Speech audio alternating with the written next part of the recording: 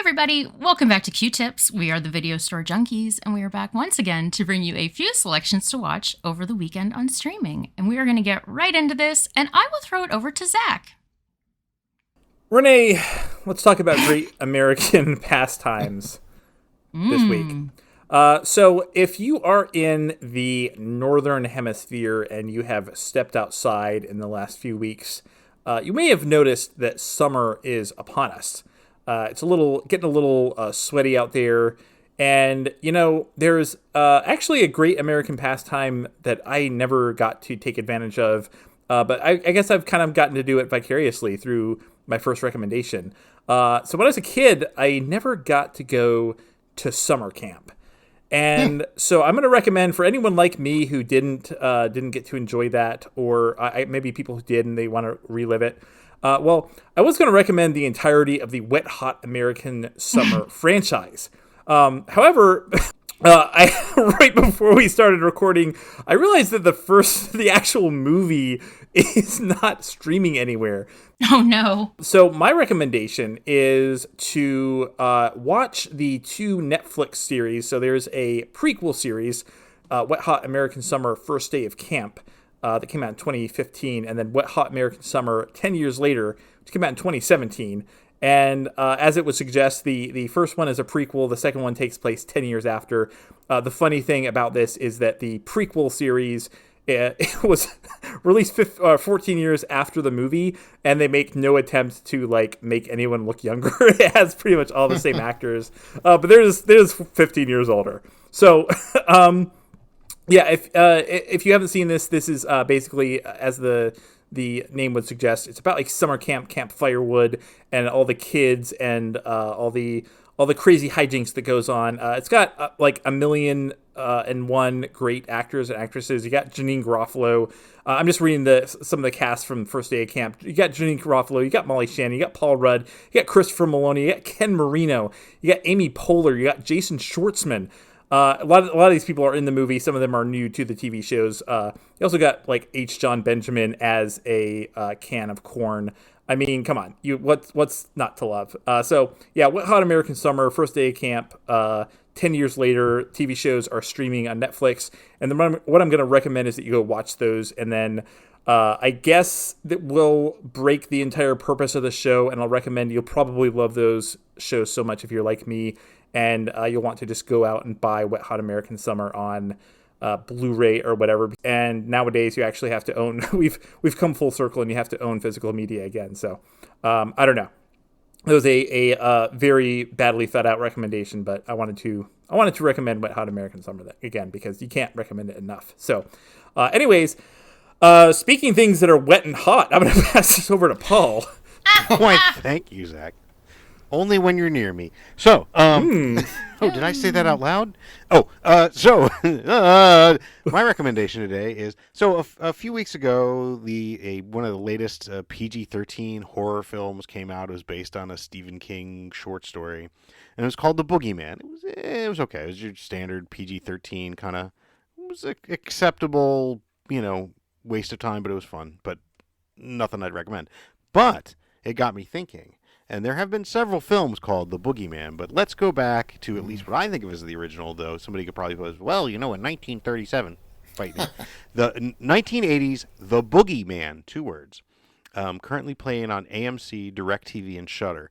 I remember when this one came out. I did not see it in the theaters, but I remember reading the reviews, seeing the trailers.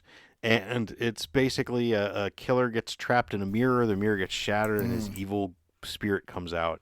It is low budget, very low budget, but it's really effective, I think.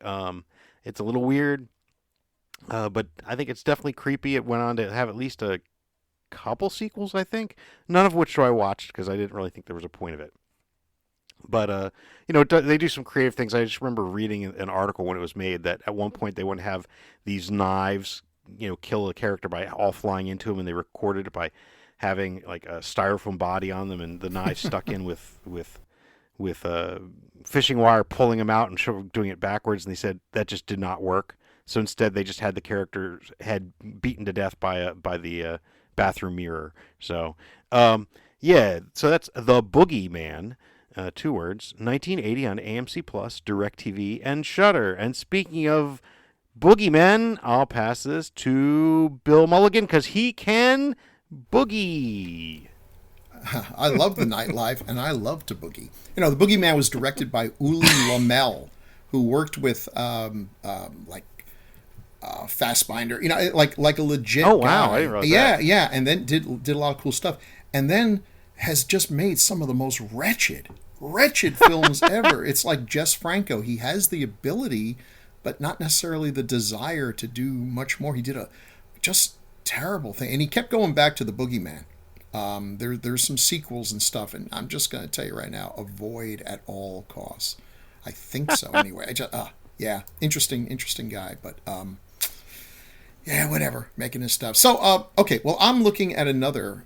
My theme this week covers another filmmaker of low budget films, and kind of one of those great what ifs, and it's William Girdler, who did was making low budget stuff. His first one, Asylum of Satan, looks like it cost $1.25. But he worked his way up. He did some blaxploitation. He seemed to really like horror, anything that was exploitation. And then he did Grizzly, which was a 100% ripoff of Jaws, but made a ton of money, thanks in part to one of the greatest posters ever made by Neil Adams. And he was off and running. And his last movie, I believe it was his last, because unfortunately, and this is where the big mystery comes in, just when things were starting to look good, like he was about to break out and maybe get the chance to make some Hollywood movies, he was killed in a helicopter accident in the Philippines, scouting out locations. But his last movie is probably the one that he's really most famous for, The Manitou. Maybe it's Manitou. I don't know. I think it's Manitou. 1978. You can watch it on Shudder. What a cast. Yay. Tony Curtis, Michael Ansara playing a Native American Indian. Susan Strasberg, Stella Stevens, Ann Southern, Burgess Meredith. It's like, what, was the Love Boat in town? I mean, what a crew. Tony Curtis is way past his prime, but he's playing like a charlatan psychic who's a hit with the ladies because, you know, this is so 70s. He's got the chest hair and he's playing Tony Curtis. And the plot is that old chestnut of Susan Strasberg goes to the hospital because she's got a tumor on her neck, and they x-ray it, but it turns out that it's actually the fetal body of a ancient, evil Native American witch doctor. And the x-rays, of course, screw up his DNA because science, and he comes out, and he's kind of a small person played by Felix Sela in a lot of makeup, but he's got lots of powers that he can separate the hospital from everything else, and really fake-looking laser beams are shooting out. They're trying to exorcise him, and there's lizard people, and yeah, boy, oh boy, the reach of this movie so exceeds its grasp. You just have to stand up and applaud. You know, this may have been the biggest budget that Girdler ever worked with, but it wasn't 1/10 the budget of what they needed to pull this off. But they soldier on anyway, and it's a lot of fun. The late, great Black Saint from Decades of Horror loved this film. This was his favorite film, and I got the chance to do a podcast with him talking about this, and it was just great fun. And it's actually, I think, that podcast that made me fall in love with the idea of doing podcasts about movies, because we just had so much fun deconstructing this movie that he unreservedly loved, and I get why, even though it's objectively kind of terrible, but terrible in a really, really watchable way.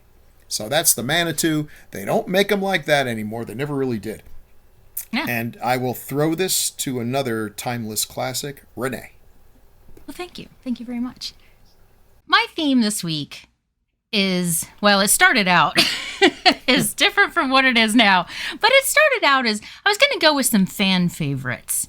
Because, you know, every so often we bring up one of our biggest fans, which is Paul's mom. But we do have another big fan that I'm aware of. It's Jerry. Hey, Jerry. Hey, Jerry. This recommendation is on behalf of Jerry. And this movie is Phantom of the Mall, Eric's Revenge.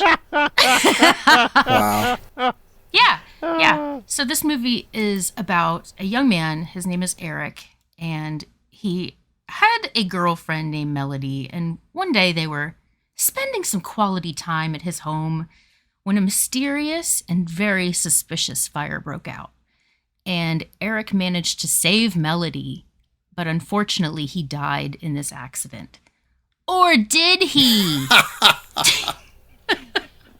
So it just so happens that a brand new mall is constructed on top of where Eric's house once stood. Again, super suspicious. And this gives Eric the opportunity to come and exact his revenge on those that have wronged him and those that have wronged his girlfriend.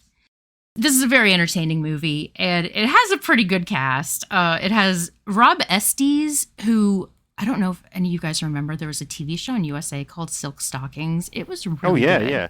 Yeah, you know, Shelley watched it all the time. She did. Yeah, so it has Rob Estes, and it has Morgan Fairchild and Jonathan Goldsmith. Do you know who Jonathan Goldsmith is? Mm-mm. He is the Dos Equis guy, the most interesting man in the world. Oh, okay. Yeah, and it has Ken Foray in it.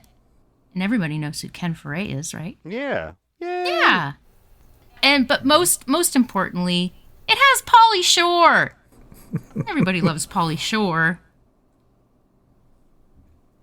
Should I insert like crickets? Yes, crickets would be extremely apropos.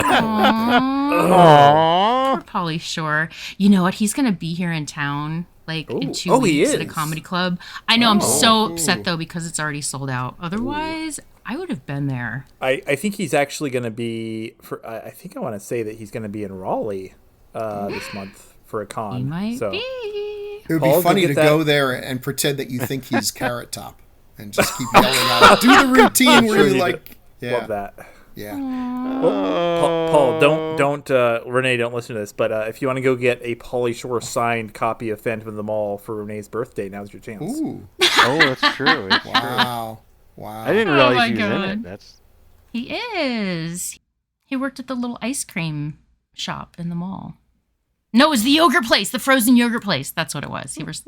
Frozen yogurt place. Anyway, so this movie is very silly, and it is available to watch on AMC Plus, Shudder, and Aeroplayer. And on that note, I'll pass it back to you, Zach. You know, I tweeted at the Aeroplayer guys once about when they tweeted something about a movie that had a very, very vague connection to Waterworld, and they tweeted back that they were very impressed. So I'll take that as a endorsement. Anyways, let's talk about another fine American pastime. We talked about summer camp. Obviously, that's all well and good. But I think there's another pastime that's a little more important and maybe actually just as fun, if not more fun. And that's hunting Nazis. And which is appropriate because the name of my second recommendation, you can probably guess what it's about. It's called Hunters. And it is an extremely dramatized. Okay, I don't know if that's a pro or anti from Bill, but we'll follow up on that in a second.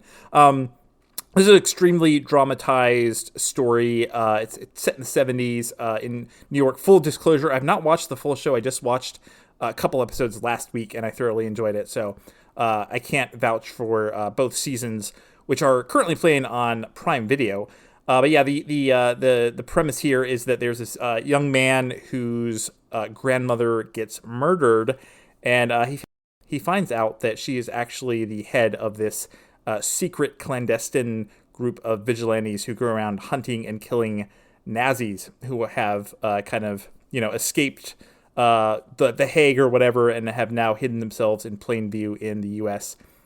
Like I said, super dramatized. This is not a documentary. Apparently, people have actually come down on the show because it's kind of a very, very out there version of, obviously there were people hunting Nazis in the 70s, but this is not supposed to be based on, I think, anything super factual.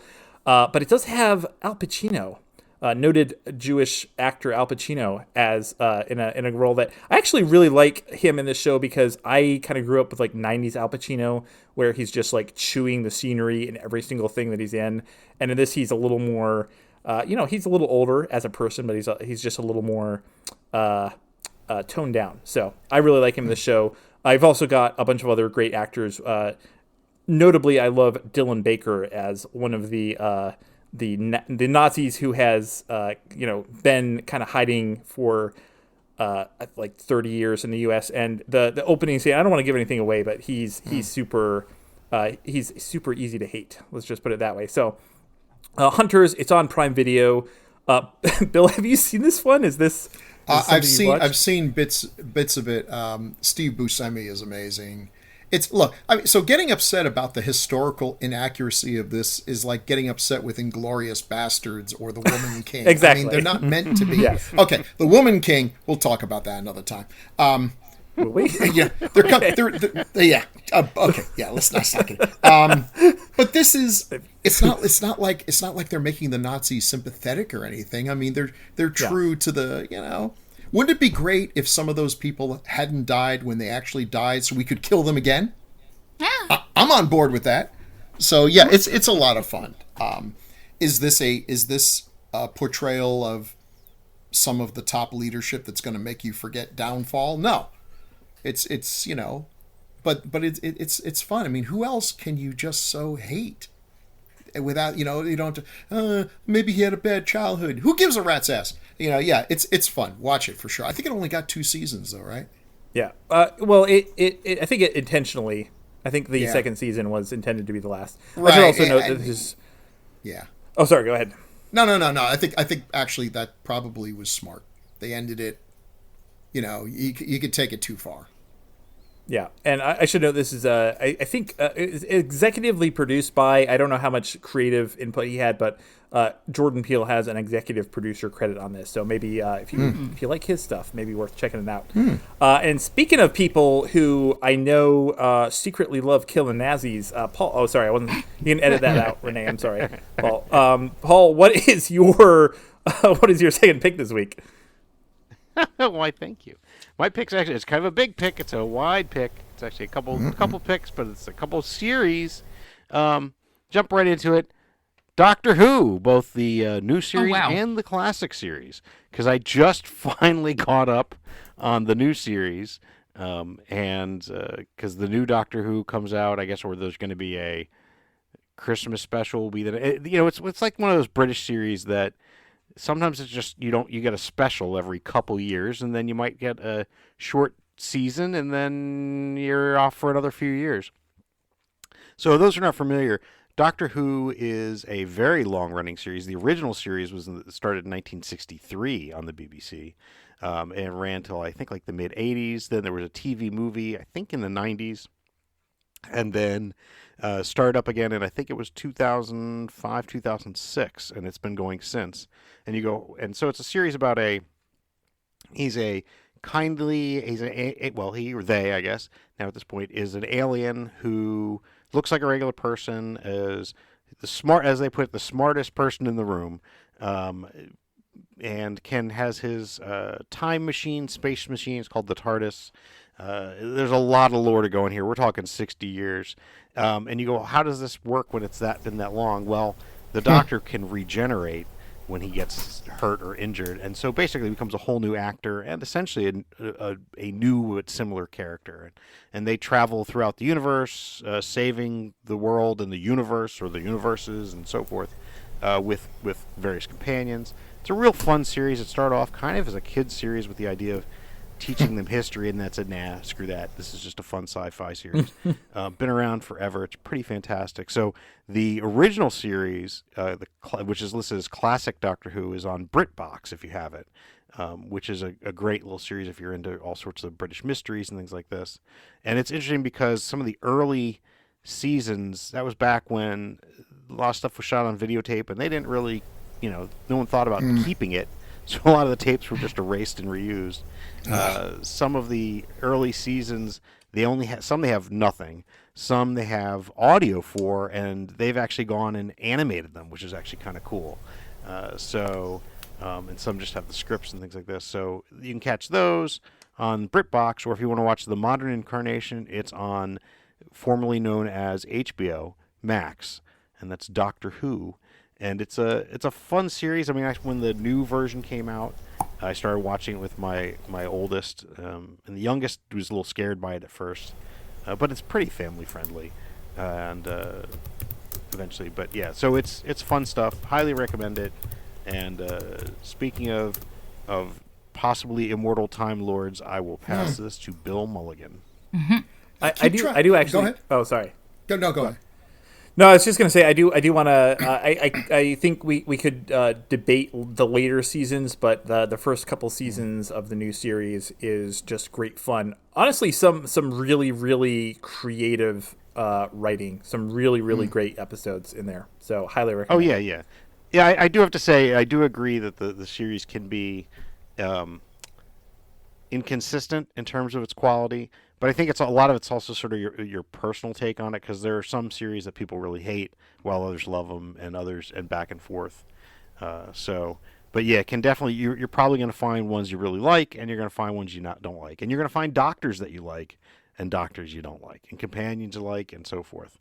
So, and don't look for consistency in the story, though they do like to bring back people from the past, events, characters, so forth, and references from like literally almost 60 years ago sometimes, but don't look for actual consistency, because it would break you. Yeah, I've tried to get into Doctor Who, and here's the biggest problem with getting into Doctor Who is, if you're like me and you have a lot of friends who are Doctor Who fans, to make the tremendous mistake of going to them for advice on where you should start. And you need to don't do that, because they are no damn help at all. And this thing has been going on since 1963. So you'll get the crazy ones that will tell you, well, you gotta watch the early ones to really appreciate it. Which would be like someone saying, you gotta watch Lost in Space to really appreciate Blade Runner. Well, you're clinically insane. I would just say pick a point and just dive in, and understand that you might not get some of the stuff, but that's part of the fun of it. Sure. Oh, the other thing I wanted to point out is the very first Doctor, William Hartnell, he was this he played the character as this old, crotchety, almost a mad scientist, not mad scientist, but mad professor, old kind of crotchety guy, and he seemed all old and crotchety. Yeah, he's a year younger than I am. But anyway, there you go. Yeah. So, and then also don't watch the two Doctor Who movies with Peter Cushing, even though Peter Cushing is great and would have been a great Doctor Who, because even though they're Doctor Who movies and they're made in Britain by the folks who made Doctor Who, they've got nothing in common with Doctor Who. Right, they're non-canon, because he's not non-canon. See, and which for a series like Doctor Who, do you realize how insane insane this all just like to a normal person? Oh yeah, and eyes are glazing over. And Doctor Who looking pulls for in all sorts of shit anyway. So. So listen, just folks out there, if you're not into Doctor Who, this is what it's like when you start talking with these folks. You are looking for the exits. You're like, 3 stories. If I jumped out the window, would I be hurt? I don't know. I think it was soft grass, but the shards of glass might stink. Yeah. So anyway, but I'd say they're fun. I'd say dive in. If you do look for a starting point, you could start with season 1 of the new series that started in 2006. Right. I think that's a good starting point. Yeah, what fans of the show need to do is to find a few of those standalone episodes, like the Vincent Van Gogh one and the Weeping Angels, where you don't really need to know all the history. They're just a really ripping good story, and they're not part of any necessarily bigger thing and everything. And then you're like, well, this is pretty darn good. And then you get into it. Next thing you know, you're dressing up like a Dalek, and you're completely I think if you watch the Van Gogh one, you need to balance it out with something else. Otherwise, it's like, I'm dying inside and I don't want to watch another episode. Oh, this makes me sad. Yeah. I'm going to go back to the one about killing Nazis. Exactly. Yeah. Okay, so still with William Girdler here, who is an up-and-coming filmmaker who made the mistake of flying in a helicopter. Why people fly in helicopters if you unless I have a heart attack, I am never going to be in a helicopter. They don't even look like they should work under the best of circumstances. And apparently all it takes is a stiff breeze or a flamingo flying into the rotor or something, and down they go. It's just, how many times we got to hear this story? Anyway, right before he made The Manitou, he did Day of the Animals in 1977. And this is one of those great echo horror films from the 70s, where basically every other film was convincing us that we're all going to be dead by the 80s because we were screwing up the ozone layer and there wasn't going to be enough food. Soylent Green was like the best case scenario because at least we'd still have something to eat each other. But most of them were really gloom and doom. This is what I grew up with. It's amazing. I do not consider myself a baby boomer. I consider myself Generation Z. I have a very good argument to make about Generation Generation X. That's right. The ones who drank from garden hoses and had nothing to do with the stuff at the oh, you're a baby boomer. It's like, no, I'm a victim of the baby boomers. I grew up in the horrifying world that they created. But okay, whatever. Well, Bill, if there's one thing you're not, it's the silent generation. Am I right, guys? That's right. Got him. You got that straight. Yeah, that's right. Because we grew up convinced that, every other generation had so screwed up the earth that we were the ones that were going to be left eating each other and being scooped up and waiting for Charlton Heston to save us. This is the and we're not? we had. No, look outside. It was completely overstated.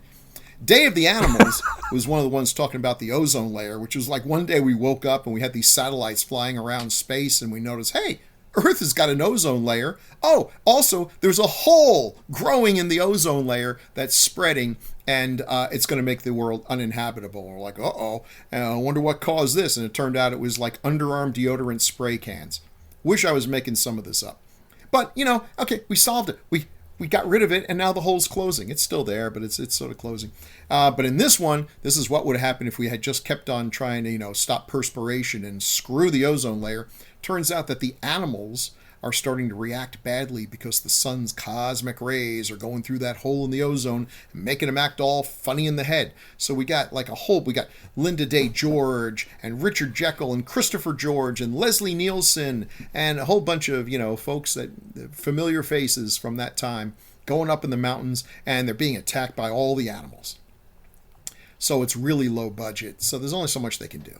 All these movies are kind of the same. They show a picture of a hawk in the sky and you hear scream, and then the camera swoops down at someone's face and they go, ah, and there's a brief thing where they're kind of shaking some feathers around, and then we see the bird flying away and we cut to the person, their face is all scratched up and their eyes are gone and they fall off a cliff. Because when your eyes disappear, what do? You run in a straight line. What's the worst that could happen?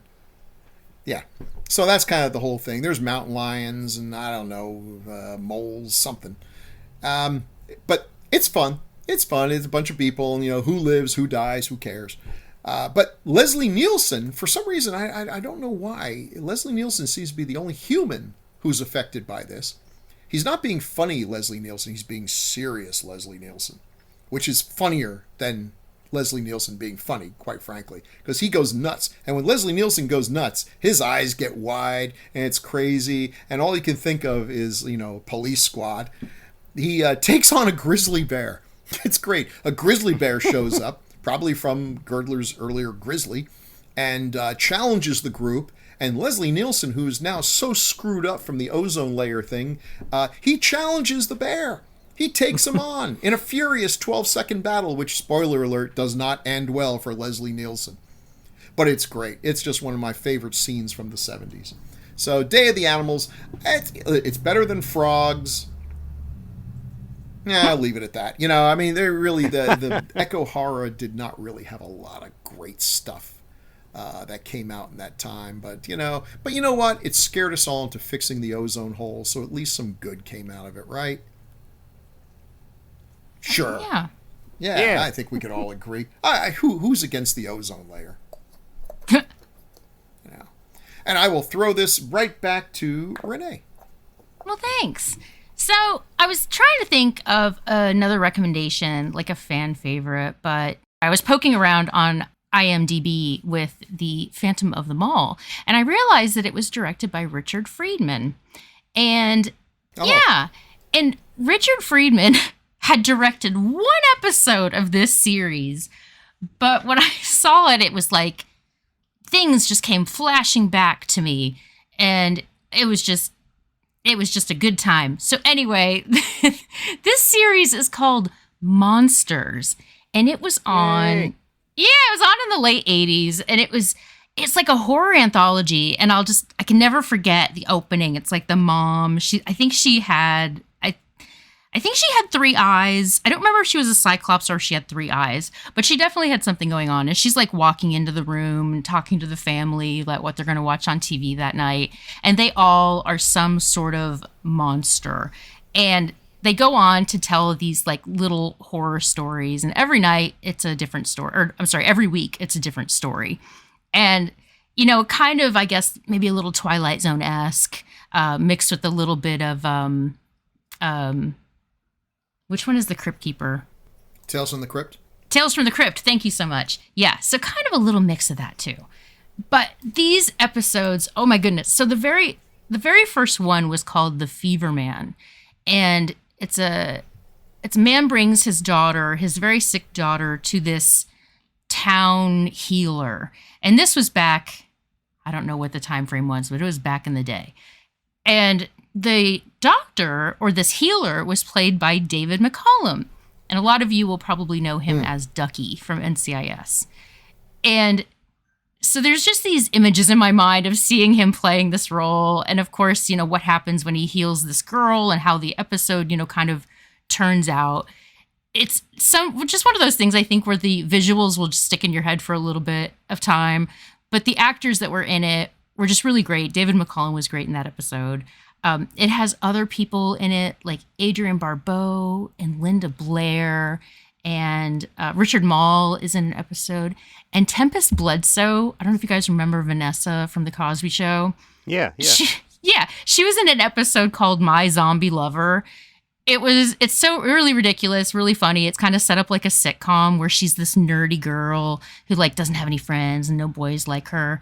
But her old classmate of hers came back on the Day of the Dead night. And he's a zombie. So, he came over to declare his love for her. And, you just have to see how that all works out. But it's, oh my goodness, this is a really fun series. And I remember it from when I was a kid. And I think we watched the first episode. And I think that's when, one of those things where I distinctly remember being like, oh, this is great. And I don't really remember watching more episodes. So I feel like my parents, or I shouldn't say I don't remember watching episodes with my parents. So I don't think that they cared for it very much, but I did. So once again, this is called, what is this called? Oh my God, this show is called Monsters. Thank you. Oh God. Yeah, so this show is called Monsters, and you can watch the first season on Tubi and the Roku channel. I apologize, there are 3 seasons, and I do not know where you can get season 2 and 3, but season 1 is pretty darn good on its own. So yeah, that is my last recommendation. And unless anybody has anything else, I think that's it. I definitely second Monsters. I think it was like a spin-off or sort of a successor to Tales from the Dark Side. Okay, yeah, I could see that. That makes sense. Any songs anyone would want to sing us out with? Well, if not, I got one. Oh, boy. So, one of the most distinctive things with Doctor Who is the theme song, but it doesn't have any lyrics. So instead, I'm going to bring you the 1988 British pop top hit, number 1 hit from 1988 by the Time Lords, Doctor in the TARDIS. The TARDIS. Oh, that's a great song. Yeah. Yeah, right. It's a little bit like Gary Glitter. Doctor Who, hey! A Doctor Who, a Doctor Who, hey! A Doctor Who, a Doctor Who, hey! A Doctor Who, a Doctor Who. Come on, join me. Doctor Who, hey! Come on, you're supposed to join me. Doctor Who, Doctor Who, a Doctor Who, hey! The TARDIS. A Doctor Who, a Doctor Who, hey! A Doctor. For the weekend of July 14th, Zachary recommended the Wet Hot American Summer series, available on Netflix, and you can rent the first one for a few dollars, and Hunters, available on Prime Video. Paul recommended The Boogeyman, available on Shudder, AMC Plus, and DirecTV, and the Doctor Who series, available on Max and BritBox. Bill recommended Manitou on Shout TV, and Day of the Animals on Roku, Tubi, Shudder, and Pluto.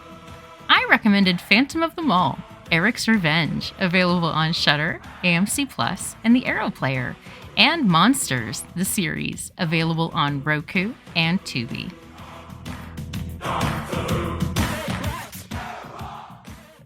Come on, little buddy. Bill. Wow. Shelly said it's grounds for divorce, but I heard you joining in, though. I swear she joined in. At least you don't feel icky like if you're singing an actual Gary Glitter song. Yeah, exactly. Oh, yeah.